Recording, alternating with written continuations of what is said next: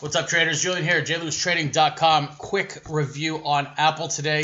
This was one of the many plays that we put on to the downside. Love shorting, had an opportunity in Apple. We hit it pretty hard, and what I'm going to show you is a 3-minute chart where I got into Apple to the downside, buying some puts that were expiring today. Got them relatively cheap, all things considered. 220 puts. Watched the market open. You could see that there was a sell-off, a little bit of a rally. As soon as we saw some weakness and price action turned over and started to cut through all of these major averages, we loaded up on the puts. 99 cents is what we were paying for 220, a 220 strike on the put side. And as you can see, price action plummeted. We sold half at about 135, I want to say. Kept another chunk of them. Price action rallied, held that VWAP, did a really great job of selling off. And just into the close, we were selling these puts for about $2.50. It was a really, really nice play.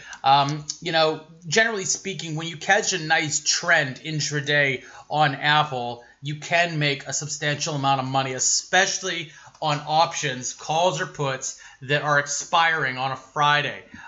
So we use the same sort of strategy every single week going into this Apple trade and a host of other top tech stocks that we follow. But today worked out really, really well on Apple. If you have any questions about this, feel free to email me directly. But again, I want to tell you guys, if you're not familiar with options, the power in options is this: 99 cents, sold part at a 130.35 level, and then sold another chunk of options to the downside in that $2.50 zone. So you can make a substantial amount of money trading options if you know what to look for and if you know what to do. If you have any questions, I'm at info@jlewisTrading.com. There's actually a link below.